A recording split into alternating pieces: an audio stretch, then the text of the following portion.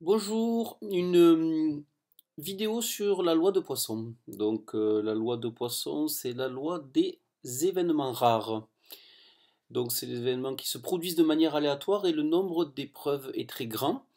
Nous avons ici donné deux exemples. Dans le cours, il y en a davantage. Par exemple, le nombre de naissances gémellaires, le nombre de naissances de jumeaux.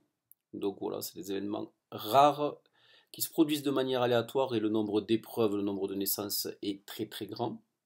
Ou alors, dans une chaîne automatique, le nombre de pièces défectueuses, on produit un nombre très très important de pièces, donc le nombre d'épreuves est très grand.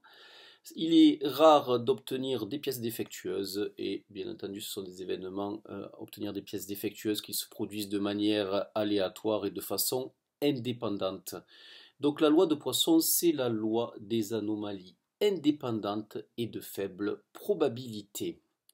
Voilà, donc en fait, on a une loi de Poisson de moyenne lambda que l'on va noter. La variable aléatoire va être notée x suit la loi de Poisson de paramètre lambda. La probabilité d'obtenir k événements rares, eh bien, c'est exponentielle moins lambda, facteur de lambda puissance k sur k factoriel que vous avez vu en combinatoire, qui est le produit des k premiers entiers. Donc on écrit ça comme ça. Voilà, voilà. Les paramètres sont les suivants. Eh bien, l'espérance de x, c'est lambda. La variance de x, c'est lambda aussi. Et l'écart type de x, c'est lambda en racine carrée. Voilà, voilà.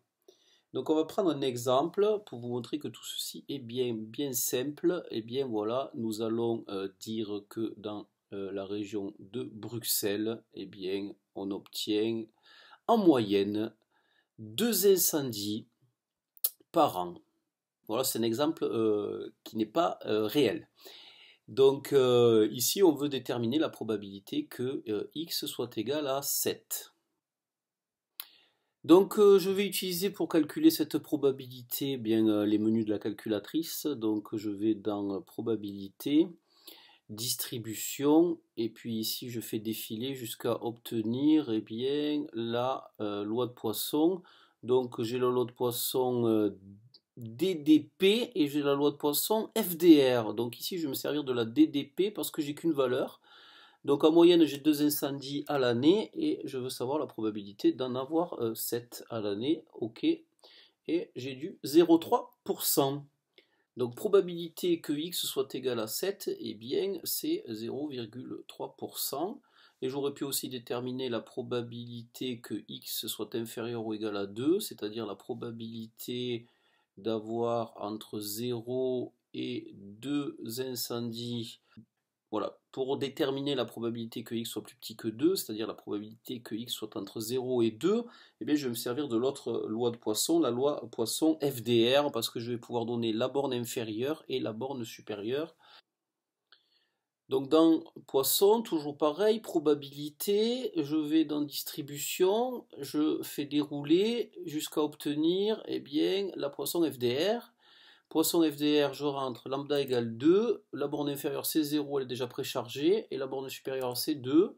Ok, voilà, j'ai 67% de chance d'avoir moins de 2 incendies. Donc ici on a 67%. Approximation d'une binomiale par une loi de Poisson. Dans quel cas on peut faire ça? Eh bien, lorsqu'on a plus de 50 répétitions et lorsque la probabilité du succès est plus petite que 10%. Voilà, donc je vais prendre un petit exemple. L'exemple, c'est le suivant. J'ai une variable aléatoire x qui suit une binomiale de paramètres 200, 0,05 et je veux déterminer la probabilité d'être entre 8 et 12. Pour cela, on va prendre la loi de Poisson de paramètre NP, c'est-à-dire la moyenne dans la binomiale. Donc NP c'est 200 fois 0,05, ce qui donne 10. Donc je vais prendre une loi de Poisson de paramètre lambda qui vaut 10. Voilà.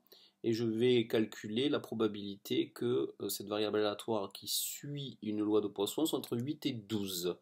Donc ça, je vais le faire avec, bien entendu, la machine. Donc je suis dans la machine et je vais dans le menu probabilité, distribution, binomial FDR. On a 200 répétitions, probabilité du succès 0,05. La borne inf, on a dit que c'était 8. La borne sup, on a dit que c'était 12. OK. Voilà, on a 58,31%. Maintenant, je passe à ma loi de Poisson. Donc, je reviens dans Menu, Probabilité, Distribution. Je vais dans Poisson, je fais défiler jusqu'à ce que j'ai la Poisson. Voilà, donc je vais prendre Poisson FDR. Je vais prendre lambda, on a dit que ça valait 10. La borne inf qui fait 8.